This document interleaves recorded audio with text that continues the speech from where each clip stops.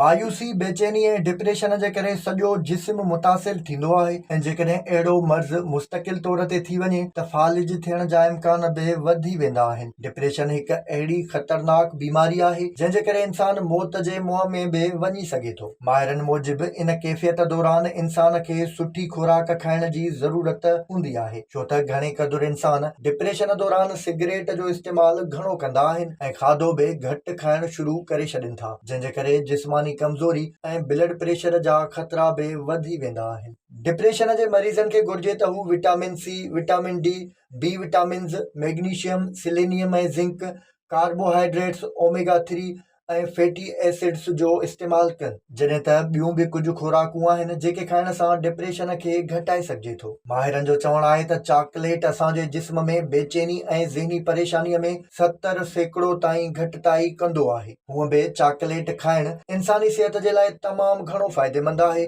इहो दिमाग़ी कारकर्दगी, मुदाफ़ियती क़ुवत, रत जे वहिकिरे ऐं एसाबी कारकर्दगीअ में वाध, वज़न में घटिताई ऐं दिलि जी बीमारियुनि, फालिज ऐं चमड़ीअ जी बीमारियुनि खां बि तहफ़ुज़ फ़राहम करे थो। अंडनि में मौजूदु विटामिन डी डिप्रेशन में घटिताईअ जो सबबु बणिबी आहे, जॾहिं त मुख़्तलिफ़ मौसमी बीमारियुनि जहिड़ोक खंघि, ज़ुकाम ऐं थधि खां बि बची सघिजे थो। अखरोट जो इस्तेमालु जिस्म में ज़ियाबतीस खां तहफ़ुज़ ॾियारींदो आहे, जॾहिं त जिस्म में परेशानीअ में मुब्तला कंदड़ हार्मोन में घटिताई आणे थो। जेकॾहिं ॾींहं जी शुरूआती केले खाइण सां कजे त तव्हां सॼो ॾींहुं ताज़ा तवाना रहंदा, जॾहिं त इहो अमल डिप्रेशन ऐं दिमाग़ी परेशानीअ में घटिताईअ जे लाइ बि मददगार साबित थींदो आहे। दिमाग़ जे लाइ आख़िरी ऐं तमामु अहम शइ पाणी आहे। असांजे दिमाग़ जो सभ खां वॾो या घणो हिसो पाणीअ ते मुश्तमिल हूंदो आहे। उन पाणीअ में मामूली घटिताई बि तव्हां लाइ ज़हनी सिहत जा मसइला पैदा करे सघे थी। घणे मिक़दार में पाणी पीअण सां बि डिप्रेशन खे घटाए सघिजे थो। विज़िट कयो अवामी आवाज़ मीडिया ग्रुप जी वेबसाइट